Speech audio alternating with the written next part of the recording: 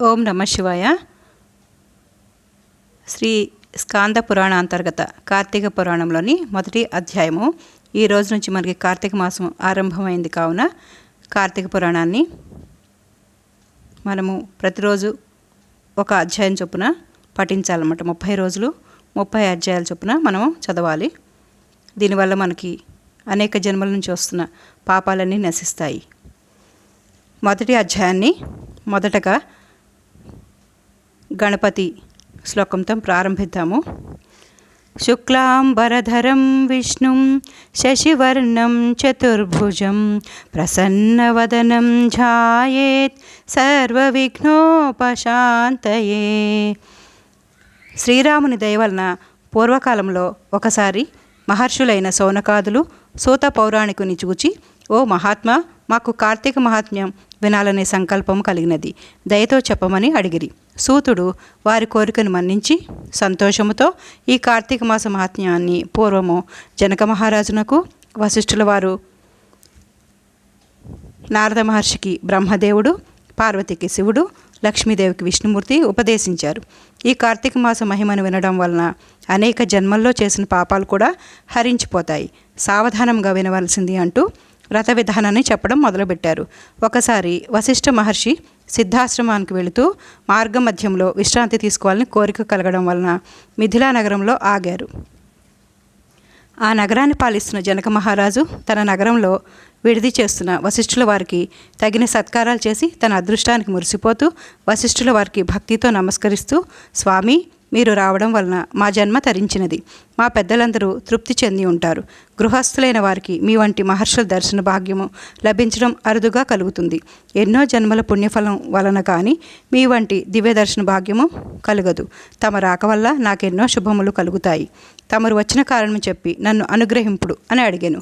జనక మహారాజు వినయ విధేయతలకు ఆప్యాయతకు ఆనందిస్తూ వశిష్ఠులు వారు మందహాసంతో, నాయనా, నీకు తప్పక మేలు జరుగుతుంది. సిద్ధాశ్రయంలో జరగనున్న యజ్ఞమునకు వెళుచున్నాను. నీవు ఆ యజ్ఞమునకు కావలసిన సామాగ్రిని ఇస్తావని వచ్చాను అని పలికిరి. వశిష్ఠుని మాటలు విన్న జనక మహారాజు సంతోషముతో, మహాత్మా, దానము చేయని ధనం నశిస్తుంది. అందువల్ల ధనమును దానం వలనే కాపాడుకోవాలి. తమరు కావలసినంత ధనము తీసుకుని వెళ్ళగలరు. మీ ఆజ్ఞ శిరసా వహిస్తాను. తమకు అన్ని ధర్మాలు తెలిసినవే. వినేవాళ్లకు పాపాలు పోగొట్టగల మహాత్మ్యం కలిగిన కథను చెప్పమని కోరుతున్నాను. మాసాలన్నింటిలోనూ కార్తీక మాసం ఎంతో గొప్పదని పెద్దలు చెబుతుంటే విని ఉన్నాను. ఆ మాసానికి గొప్పతనం ఏ విధంగా కలిగిందో చెప్పవలసిందిగా కోరుచున్నాను అని అన్నారు. జనకుని కోరిక మన్నించి వశిష్ఠుల వారు కార్తీక మాస మహాత్మ్యంను చెప్పడం ప్రారంభించారు. జనక మహారాజా, వినేవారి పాపాలు పోయి పుణ్యాలు కలిగిన కార్తీక మహాత్మ్యమును గుర్చి చెబుతాను, సావధానంగా విను. పూర్వజన్మలో చేసిన మంచి వల్ల సత్యశుద్ధి కలుగుతుంది. సూర్యుడు తులారాశిలో సంచారం చేసే కాలము కార్తీక మాసం. అమావాసన పరిశుద్ధమైన మనసుతో స్నానపానాదులు, పితృశ్రాద్ధం, దేవతార్చనలు మొదలగు వాటిని చేసిన వాళ్ళు పొందే ఫలాలు ఎక్కువగా ఉంటాయి.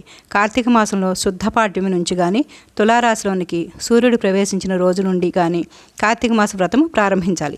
సూర్యోదయం ముందుగానే కార్తీక స్నానం చేయాలి. స్నానానికి సంకల్పం చేసుకునేటప్పుడు, ఓ దామోదర, నేను చేయబోయే కార్తీక వ్రతము నిర్విఘ్నంగా నెరవేర్చు తండ్రి, నీకు నమస్కారం అని సంకల్పించాలి. సూర్యుడు తులారాశిలో సంచారం చేసే కాలం 3 లోకాలను పావనం చేసే గంగామాత అన్ని చోట్ల నీటి రూపంలో నిండి ఉంటుంది. ఇటువంటి తులారాశిలో నీటితో కూడిన గోపాదం అంతటి చోటున కూడా నారాయణుడు అంటారు.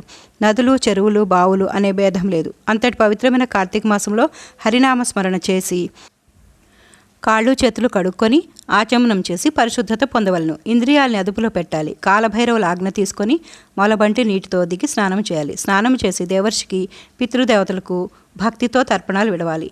అఘమర్షణ సూక్తులను జపించి ఆ నీటిని బొట్న వేలుతో కలిపి గట్టుకు చేరుకుని అర్ఘ్యాలి గట్టు ఎక్కే ముందు 3 దోసిళ్ళు నీరు గట్టు మీద వేయాలి. కట్టు బట్టను విడిచి 6 మార్లు ఆచమనం చేసి పొడిబట్టతో తలను తుడుచుకొనవలను. తర్వాత మడిబట్టలను కట్టుకొని దైవనామస్మరణ చేస్తూ ఒట్టు పెట్టుకుని భగవంతుని షోడశోపచారంతో పూజించాలి. అర్హత ఉన్నవాళ్ళు ఈ పూజకు ముందు సంధ్యావందనము, అర్ఘ్య ప్రదానము, అగ్నిహోత్రము, బ్రహ్మయజ్ఞ, వైశ్యదేవాల్ని ఆచరించిన తర్వాత పూజకు పూలు కోసి తెచ్చుకోవాలి. అర్హత లేని వాళ్ళు మడిబట్టలు కట్టుకొని ఒట్టు పెట్టుకున్న తర్వాత పూలు కోసి తెచ్చుకోవాలి. పూజానంతరం భక్తితో పురాణాన్ని చదవడం కానీ వినడం కానీ చేయాలి.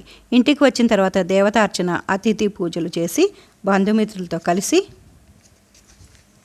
భోజనం చేసి తర్వాత 2 మార్లు ఆచమనం చేయాలి. మధ్యాహ్నం దాటిన తర్వాత పురాణ శ్రవణం చేసి సాయంకాలం సంధ్యావందనాది కార్యక్రమాలు నెరవేర్చుకున్న తర్వాత నెరవేర్చుకున్న తర్వాత ప్రదోష సమయంలో శివుని ఆలయానికి కానీ విష్ణు ఆలయానికి కానీ వెళ్ళి దీపారాధన చేసి భక్ష్య భోజ్యాదులతో స్వామిని పూజించి నిర్మల హృదయంతో తమకు వచ్చిన స్తోత్రాలు పఠిస్తూ మౌనంగా భగవద్ధ్యానంలో ఉండాలి. ఈ విధంగా కార్తీక మాసం 4 రోజులు చేస్తే వ్రతం పూర్తి అవుతుంది. ఈ వ్రతం చేయటం వలన మోక్షం కలుగుతుంది. ఈ జన్మలో చేసిన పాపాలు, పూర్వజన్మలో చేసిన పాపాలు కార్తీక వ్రతం చేయటం వలన నశిస్తాయి. క్షత్రియ, వైశ్య, శూద్రులు కానీ, స్త్రీలు కానీ, బ్రాహ్మణ్యులు కానీ కార్తీక వ్రతం చేయటం వల్ల విష్ణు భక్తులు విష్ణులోకాన్ని, శివభక్తులు శివ సాయుధ్యాన్ని పొందుతారు.